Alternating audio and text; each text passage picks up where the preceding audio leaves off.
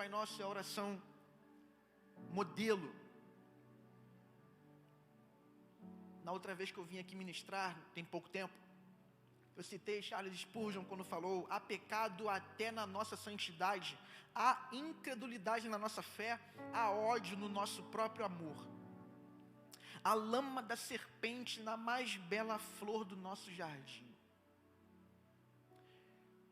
Eu expliquei aqui, eu estava pregando no texto anterior, né, versículo 5 até o versículo 8, e eu estava aqui explicando aos irmãos que no ato mais espiritual da vida, no momento onde mais estamos conectados com o Criador, nós até nesse momento nós pecamos. O pecado está muito próximo, está trabalhando, militando contra nós o tempo inteiro.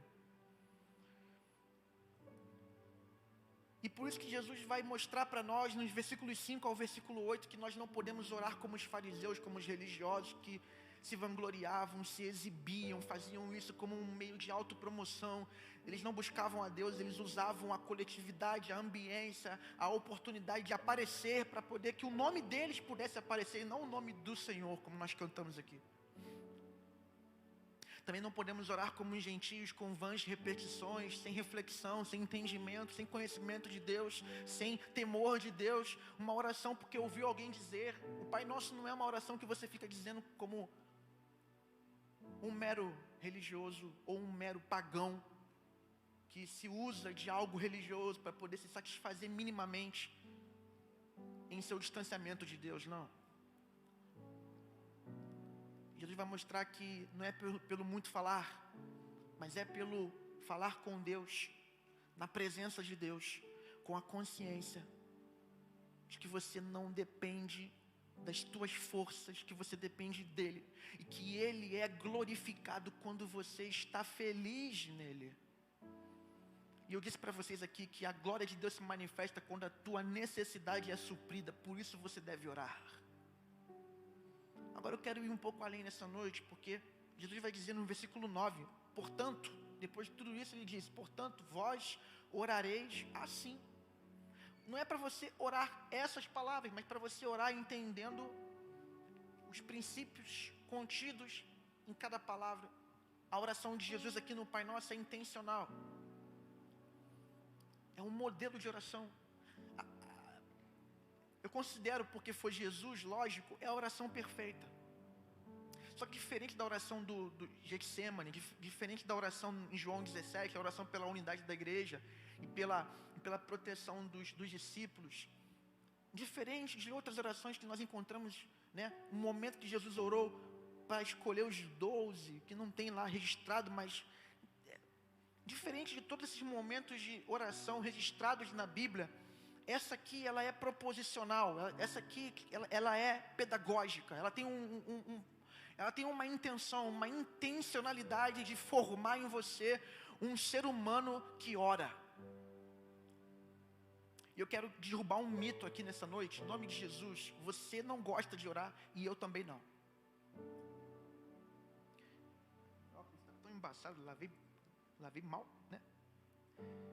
Mas eu vou precisar usar ele. Nós precisamos desromantizar a oração. A oração é um ato de sacrifício do teu ego, da tua carne. Então vamos tirar essa ideia de que a gente está lá no BRT, 5 da tarde, lotado, confusão, 30 mil pessoas para entrar num ônibus que cabe sei lá quantos, 100, não sei quantos cabe. Ou no trem, lá na Supervia, lá no centro. Já participei daquilo lá. Eu estava uma vez no centro e quando eu ia entrar, havia um vão. E uma pessoa que não gostou do fato de eu ter tentado entrar, me empurrou. Eu dei uma canelada no vão tão grande, pegou bem na quina assim do trem. E eu capotei, não caí. Graças a Deus. Fui livrado, né? E ninguém filmou também. Doeu tanto, ficou um galo assim na minha canela. Aí você está lá nessa confusão depois de um dia estressante, trabalhou o dia todo, estudou o dia todo, fez curso, recebeu um monte de bronca, patrão enchendo tua paciência, e você está lá na fila e você está assim, eu tenho que orar, não aguento mais. demorando demais, eu vou orar aqui mesmo. Não é assim, irmão. Fala sério. Deixar, Tiago, falar de mim, digo eu, não eles, não o Senhor. Deixar eu passo uma semana sem orar tranquilo e...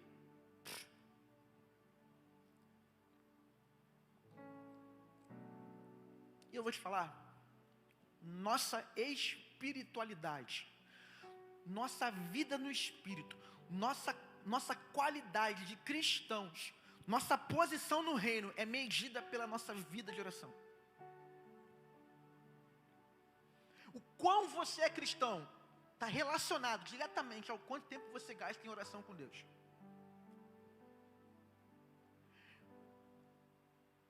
É interessante, porque ninguém pode saber. Eu olho para todo mundo aqui, para mim todo mundo aqui é Daniel. Todo mundo aqui é Elias. Todo mundo aqui é Débora. Todo mundo aqui é Jesus, talvez. Não, né? Difícil, né, irmão? Jesus é outro patamar, né? Desculpa aí o trocadilho do futebol, tá, irmão? Mas eu queria falar uma coisa para você. Eu estou muito feliz.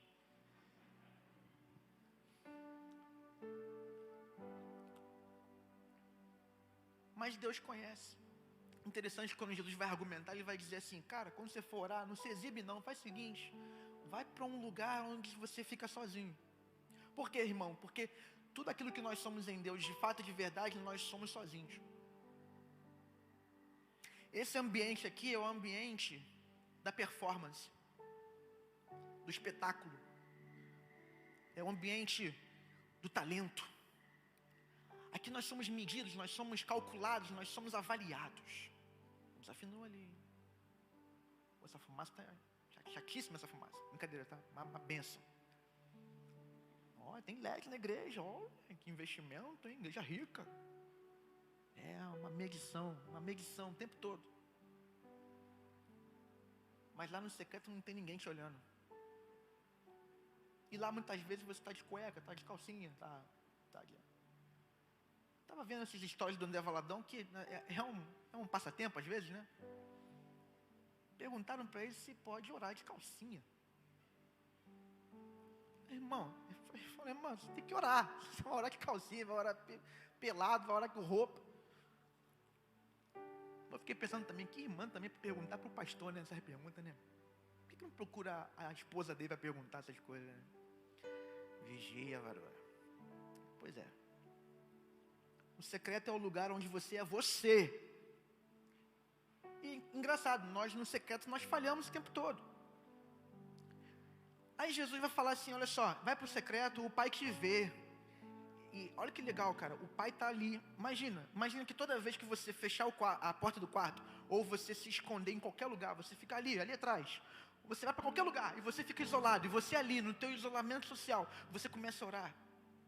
Imagina que o Todo-Poderoso está te olhando. E está assim, ó. E às vezes você está sem vontade de orar e está orando. Pois é, esse é o momento onde você está crescendo. Quem começa a parar de orar, para de ler a Bíblia. Quem para de ler a Bíblia, para de vir para a igreja. Quem para de vir para a igreja, para de ter comunhão com Deus. Naturalmente, daqui a pouco, está bebendo, está fumando, está xingando, está alimentando um monte de vícios. Está se tornando mais um na multidão, está sendo diluído na coletividade sem Deus. E aí, cara, não, estou desanimado. Sabe como começou? Quando você começou a parar de orar. Quando você falou assim, eu deixo para amanhã. Não vou orar hoje não. Só que isso vai se tornando recorrente, isso vai acabando com a tua alma. Jesus fala assim, vem cá, eu vou ensinar vocês. Pai nosso, vamos lá. Tudo isso que eu falei aqui foi introdução. Agora a gente vai começar a pregar, tá? Mas olha só, eu falei que ia falar rápido, né? Vou falar rápido. Deixa eu ver aqui o relógio. Pai, eu queria explicar primeiro por que Jesus falou Pai. Por quê? Abraão orou El Shaddai, Senhor Todo-Poderoso. Moisés orou Deus de Abraão, Isaac e Jacó. Não orava nem dizendo meu Deus. Depois se tornou o Deus dele. Davi orou o Senhor. Daniel também orou, ó Senhor. Quando Jesus vem, vós orareis assim. Não está escrito ali? Pai. Irmão, essa oração, Pai, por quê? Quando Jesus falou isso, ele já estava apontando para a sua cruz. Quando ele falou assim, vocês vão orar, Pai, por quê? Porque através do que eu vou fazer por vocês, vocês se tornarão filhos de Deus.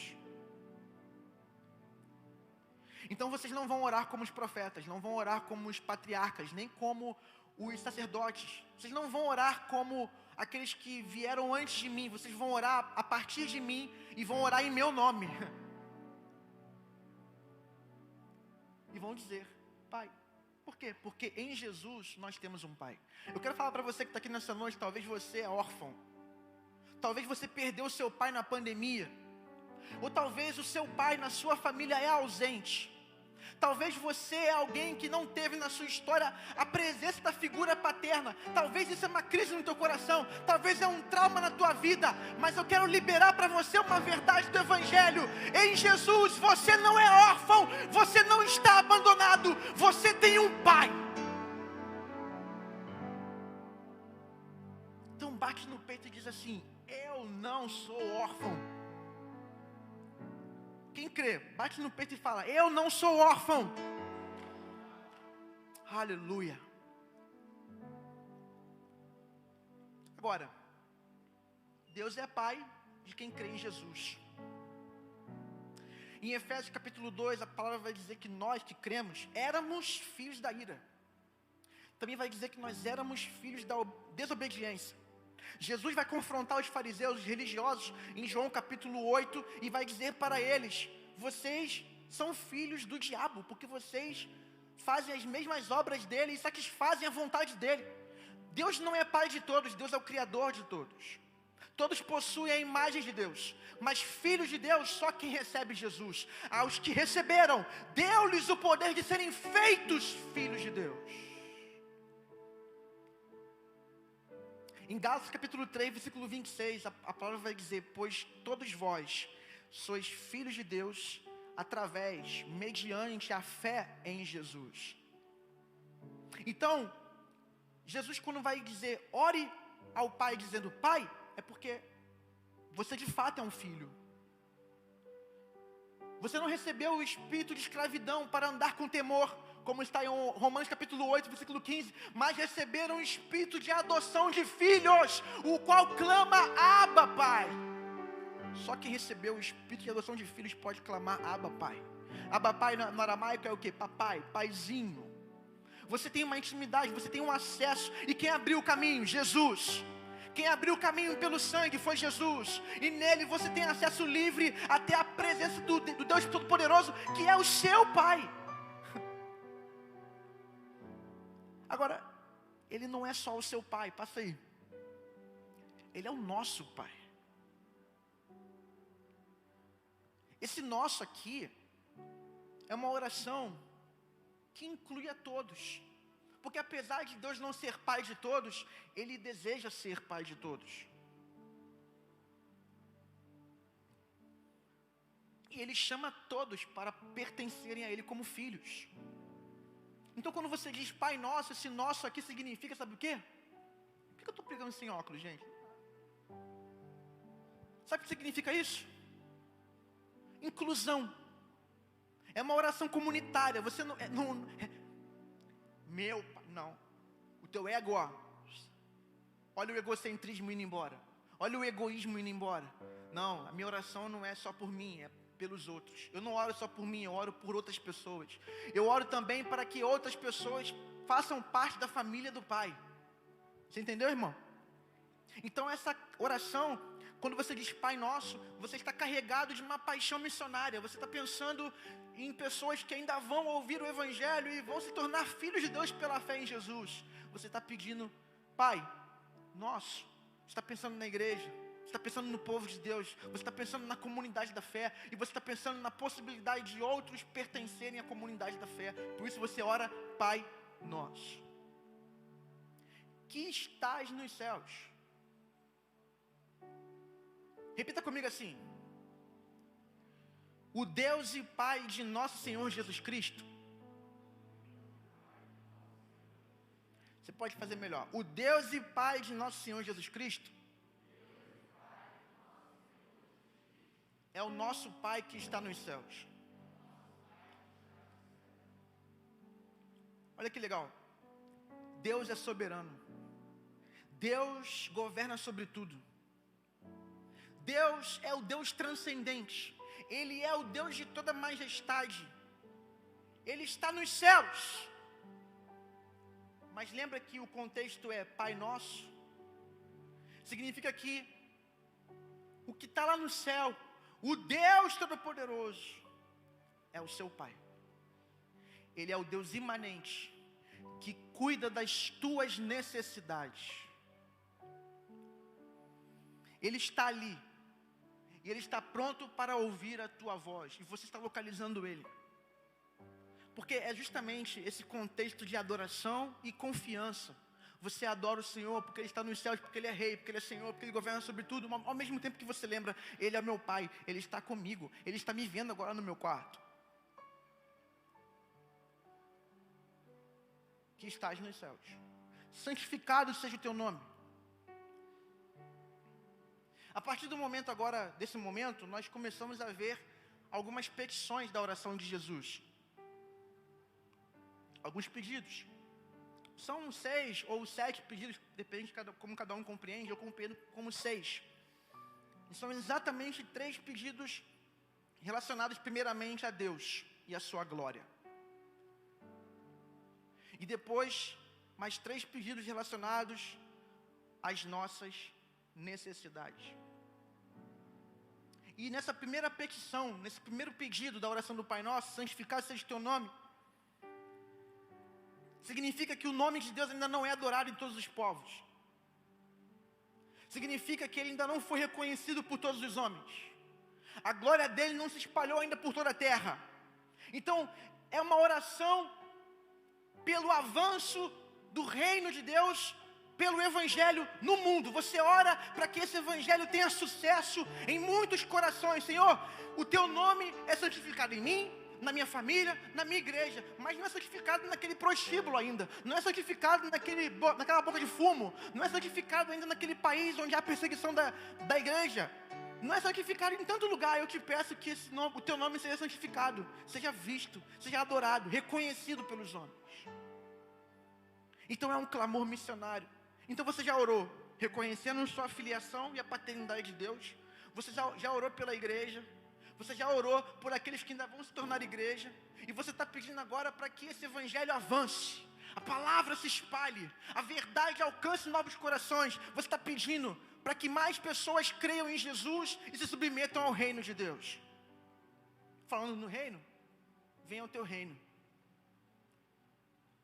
Ainda pensando em Deus e na sua glória, nós pedimos para que esse reino venha sobre cada nação, sobre cada família. Então agora nós começamos a olhar para um aspecto global da oração. Esse reino precisa vir e alcançar todos os elementos da existência humana, cada aspecto, a cultura, a política, a arte, a ciência, a igreja, a sociedade, tudo. Você pede para o reino se espalhar, você pede para que Cristo comece a manifestar cada vez mais o seu poder no mundo.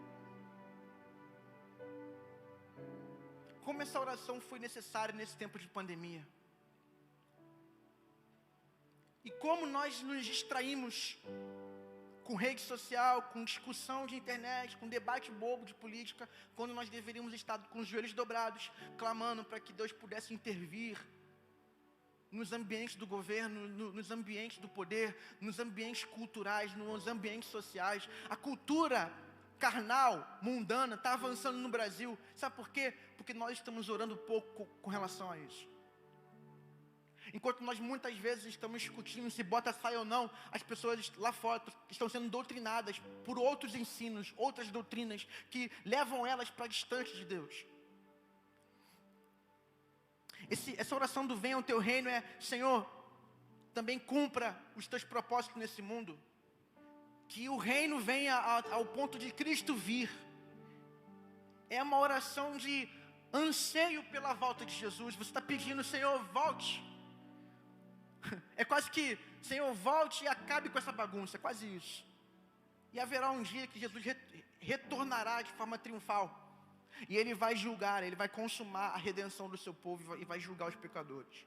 Seja feita a tua vontade. Naturalmente, quando o reino de Deus vem, a vontade de Deus é feita. Então, nesse momento, você começa a expressar o teu apreço pela vontade de Deus, que você e eu não temos. Olha comigo, João capítulo 4. Jesus encontrou a mulher samaritana, evangelizou ela, se revelou a ela como Messias, ela creu. Os discípulos foram comprar alimento e voltaram e encontraram com Jesus e houve uma conversa. João capítulo 4, versículo de número 31 vai dizer: nesse ínterim, os discípulos lhe rogavam dizendo: Mestre, come. Mas ele lhes disse: uma comida tenho para comer, que vós não conheceis. Diziam então os discípulos uns aos outros: ter-lhe-ia porventura alguém trazido o que comer? Disse-lhe Jesus: a minha comida consiste em fazer a vontade daquele que me enviou e realizar a sua obra.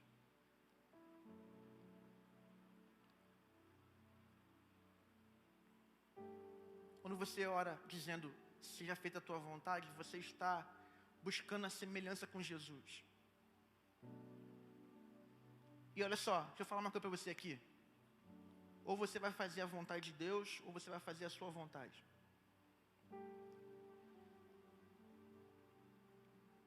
Então essa oração é uma oração: Senhor, que a tua vontade seja minha. Hoje não é, mas que eu quero que seja. Eu preciso viver debaixo da tua vontade. Agostinho disse, né, quando nós fazemos a vontade de Deus, a vontade de Deus é feita.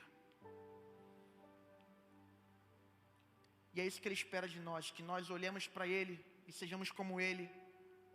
No poder do Espírito, nós queiramos o que Ele quer. E tenhamos um estilo de vida que é um estilo de vida que imita Cristo, que quer realmente refletir quem Jesus é no mundo. Vamos continuar. O pão nosso de cada dia dá-nos hoje. Interessante. Estava refletindo, eu já ministrei muito essa reflexão. Eu estava refletindo uma vez, porque qual é o sentido aqui? O sentido é: dá-nos hoje aquilo que nos é necessário. Você está pedindo a Deus para que Deus te supra a tua necessidade. Aqui é o pão nosso de cada dia, não é a pizza nossa de cada dia. Não é o pudim nosso de cada dia nos dá hoje. É o pão, é o essencial. Deus prometeu te dar o essencial. Você não vai morrer de fome, você não vai passar necessidade. Agora, o que vem a mais é graça, é bondade de Deus. Então, aqui está totalmente conectado com a oração, com a petição anterior. Mas aqui nós já estamos pedindo por uma necessidade humana, a necessidade material de provisão, de pão. Mas olha que interessante, preste atenção, o pão nosso de cada dia nos dá hoje. Por quê?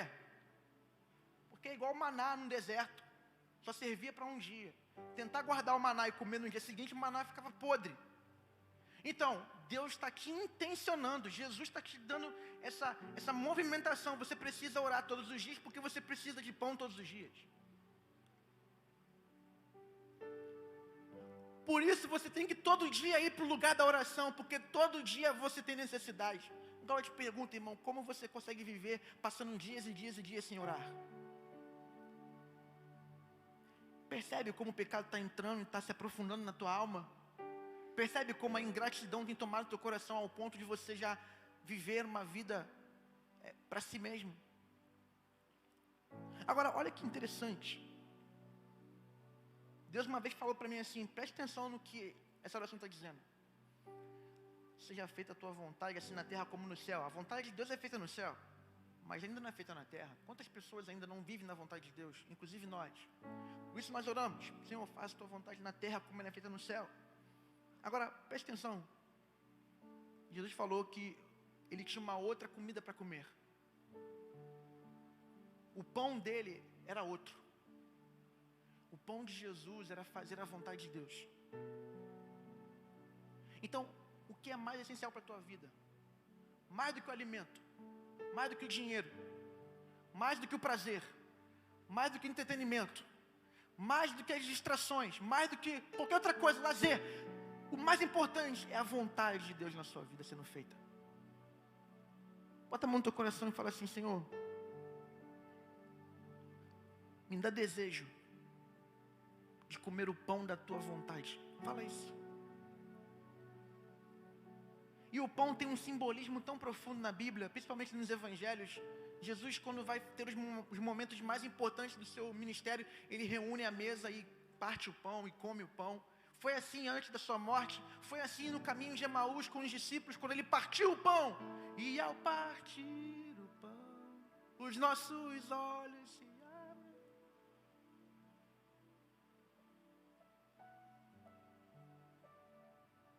Dá um nosso trino menor, irmão. E ao partir o pão, os nossos olhos se abrem e reconhecemos quem tu és.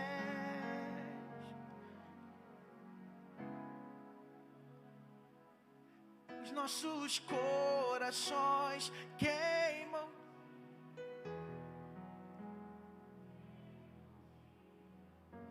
E ao partir o pão, vai de novo, canta aí. E ao pão da vontade de Deus.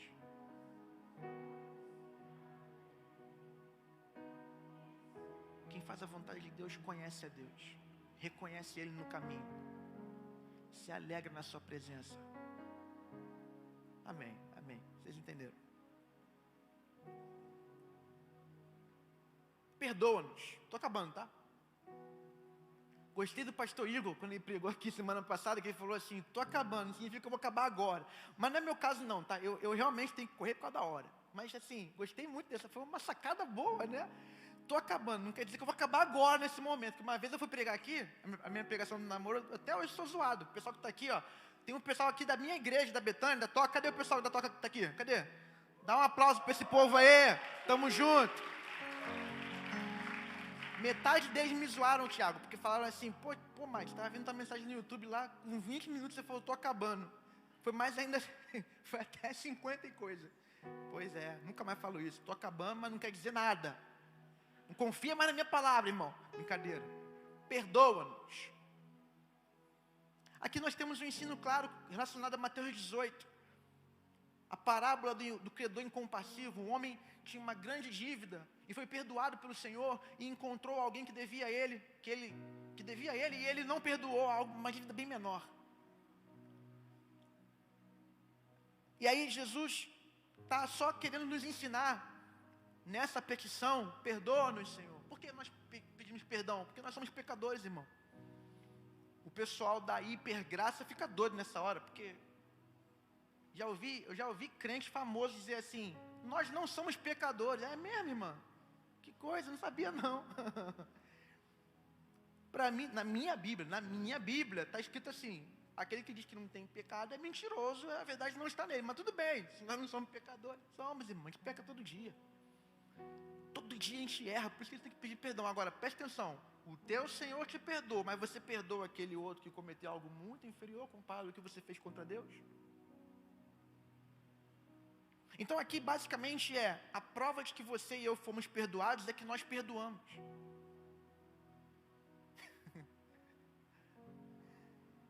O ser humano que é cristão, nascido de novo, regenerado, ele tem poder do Espírito para perdoar quem quer que seja. E ele não vive em litígio e não tem inimigos. Porque nele só emana o bem, só emana a graça, só emana a misericórdia. Ele tem a habilidade no Espírito de perdoar qualquer ofensa. Bateram no meu carro. Meu carro estava parado, estacionado no lugar certinho. Veio um outro carro com 5 figuras e domingo de tarde. Disseram, né? Eu só ouvi barulho quando eu saí, eles tinham ido embora já. Bateram, arrebentaram o meu para-choque e a minha mala. Foram embora. Um sentimento surgiu assim, ó. Mas logo eu chorei, porque eu falei: Senhor, Se eu não perdoar isso, eu não vou perdoar nada. Porque eu nem vi quem foi, não sei quem é. Imagina aquela pessoa da sua família ou aquele seu amigo que você tanto estimava e agora vocês não estão se falando. Imagina perdoar uma ofensa gigante. Eu vi um vídeo, eu não posso mais passar aqui, porque eu ia até passar, mas nem combinei nada. Mas assim, o vídeo era um homem que perdoou o assassino do seu filho. E o homem disse: olha, você está com o coração, você está aí com o coração duro, mas eu quero dizer para você que, apesar do que você fez contra o meu filho, apesar da dor que você me causou, eu quero dizer para você que eu perdoo você. Tem noção, irmão? Eu te pergunto nessa noite, há alguém na tua vida, na tua história, que não recebeu o teu perdão? Mas aqui na sentença de Jesus perdoa-nos nossas ofensas, assim como nós perdoamos. Aqui Jesus está falando assim: Senhor, nós já estamos perdoando. Te peço que o Senhor me trate como eu já trato os outros.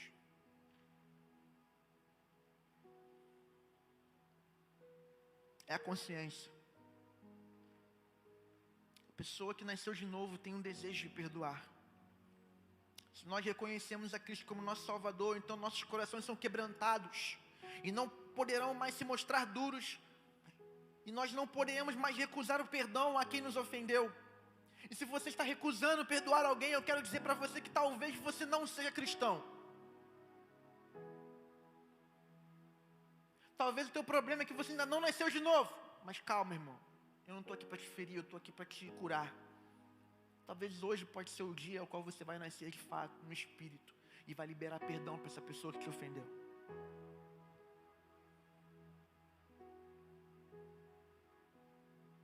Amém? Para terminar, não nos deixe cair em tentação, mas livra-nos do mal. Para mim é uma petição só. Você pede, santificado seja o teu nome, você pede para que a glória de Deus se espalhe pelo mundo, para que o Evangelho alcance novos corações e o nome de Deus seja glorificado e reconhecido pelos homens. Você pede para que o reino de Deus venha e alcance a cultura, a política, a sociedade, a igreja, a família, o casamento, a tua vida. Alcance você, reina sobre mim, reina sobre minha vida, sobre minha casa, sobre minha rotina, sobre meu dia a dia, sobre tudo, minha rede social, tudo. O reino, o reino, o reino. Você pede pela vontade de Deus, para que haja um apreço pela vontade de Deus no mundo, na tua vida, na terra, como é no céu. Você pede pela tua necessidade material, você pede pelo pão, pelo alimento, por aquilo que é necessário, não aquilo que você deseja, mas aquilo que você precisa. Você pede pela tua necessidade emocional, pelo perdão do alto, mas também dentro de um contexto de perdão que você libera ao outro. Você está se livrando de uma cadeia emocional quando você diz: perdoa-nos assim como nós perdoamos. Ou seja, você está dizendo: Senhor, pode me ouvir, pode me responder, porque eu já liberei. Eu não estou mais impedindo que a minha oração chegue, porque eu não tenho inimigos, eu não tenho algozes, eu tenho pessoas que já foram perdoadas por mim. Agora, a última necessidade: material, pão; emocional, perdão; espiritual, proteção. Não nos deixe cair em tentação, mas livra-nos do mal. Passa aí, por favor, meu amigo e minha amiga dos likes. Hoje em dia na internet quem mais é alvo de meme é o pessoal dos likes e baterista, né? Já viu? Muito engraçado, cara, muito engraçado. Eu vou falar, eu sou baterista também. Baterista nenhum presta, irmão. Brincadeira. São todos uma bênção, glória a Jesus. Mas é muito engraçado. O pessoal dos likes, daqui a pouco vai aparecer ali. Quando nós pedimos isso, nós estamos pedindo para que Deus nos impeça de chegarmos em situações em que nós podemos nos tornar passíveis de cair na tentação de Satanás. Você está pedindo então para que... não é que você está dizendo para Deus o que Ele tem que fazer. Você não está ditando a Deus: Deus, faz assim. Não é assim, Senhor, eu sei que o Senhor me testa no caminho, eu sei que o Senhor permite que eu passe por tentações para que eu possa ser aprovado, crescer, desenvolver, para que eu possa vencer a minha fraqueza. Mas, Senhor, eu sei que também há caminhos ao qual eu não posso resistir. Então não me deixe cair em tentação. Não me deixe entrar na rota do inimigo. Não me deixe entrar em lugares ou em circunstâncias ao qual eu não vou conseguir ceder. Isso é uma prontidão, é uma vigilância. Jesus vai falar para os discípulos em Mateus 26, versículo 46, alguma coisa: vigiai e orai para que não entreis em tentação. Ele está dizendo para a igreja: vocês precisam estar de prontidão, porque o pecado e o diabo jaz ao teu redor, e ele está bramando como leão, tentando tragar alguém. Muitos de nós estamos caindo e recorrendo do erro, porque não estamos vigiando, não estamos orando, não estamos olhando para Deus e dizendo: Senhor, só o Senhor pode me livrar do mal. Quantos de nós achamos que o inimigo irmão, o inimigo é mais poderoso que você. Ele não é mais poderoso que o teu Salvador, mas ele é mais poderoso que você. E você precisa entender que nessa batalha espiritual você tem que estar vigilante, porque se você não vigiar, você vai cair. Aqui a palavra mal pode ser traduzida como maligno mesmo, como o próprio tentador. Não me deixe cair em tentação, mas livra-me do diabo, livra-me do mal que pode muitas vezes me derrubar. É o reconhecimento da pecaminosidade, da fraqueza, da impotência, da insuficiência. É uma expressão de dependência de Deus. Senhor, eu não vou vencer o mal sozinho. Eu conto que o Senhor me livre do mal.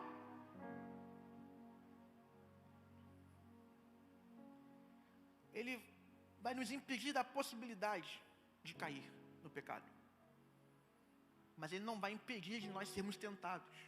Deus não tenta ninguém, mas Deus fala que nós vamos passar por provações aos quais nós podemos suportar, e Ele mesmo promete livramento. Lê lá, carta de Paulo aos Coríntios, se não me engano, a segunda carta. Há situações que são muito perigosas para nós, por isso nós precisamos vigiar e orar para não entrarmos na tentação. Eu quero encerrar nesse momento, agora sim. Mas Maikson, e o teu é o reino, o poder e a glória para sempre? Nem todos os manuscritos possuem essa expressão. Algumas bíblias estão com colchete, né? A minha também está. Mas ela foi aceita porque não é. Ninguém discute isso, gente. O reino, o poder e a glória pertencem ao Senhor. Agora, como você olha para o Pai, que está nos céus, ou seja, é um Deus digno de adoração, você começa adorando, você termina adorando. Para você orar, você precisa ter essa postura de adorador. E eu quero nessa hora orar com você. Depois de tudo que nós ouvimos, depois de tudo que Deus fez nessa noite, eu quero perguntar algumas coisinhas para você pensar aí. Quero que você pense no que eu vou te perguntar. Percebe que a oração do Pai Nosso começa com 3 petições ligadas a Deus e a sua glória? Deus está mostrando para nós que mais importante que a nossa necessidade é a glória dEle. É que o nome dEle seja glorificado. A minha pergunta é, no teu coração, de fato, de verdade, a glória de Deus é o teu maior desejo? Jesus vai falar que a minha comida é fazer a vontade do Pai. Eu vim para glorificar o Pai. Pai, glorifica o teu nome. O Jesus orando em João 17, Pai, glorifica o teu nome. A minha pergunta é, o teu maior desejo na oração é a glória de Deus? Nós falamos sobre seja feita a tua vontade, assim na terra como no céu. A pergunta que eu te faço é, você deseja a vontade de Deus mais do que a sua, de fato? Pensa na tua vida, pensa no teu dia a dia, o que você está fazendo mais, o que você quer ou o que Deus quer? Uma outra pergunta, você só ora por suas necessidades, você só pede pelo pão, pela proteção e pelo perdão? Você é aquela pessoa que não tem tempo para Deus, para orar, para pedir aquilo que você mais precisa, que mais do que a tua necessidade é também pedir pela igreja, pelo reino, pela glória de Deus e por tudo mais? Há alguém que você ainda nutre mágoa no coração? Há alguém que você não perdoou, que te ofendeu, que te feriu e que você não perdoou?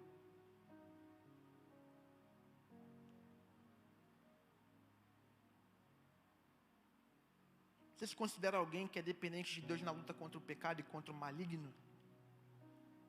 Você tem vigiado para não entrar em tentação? Vamos ficar em pé?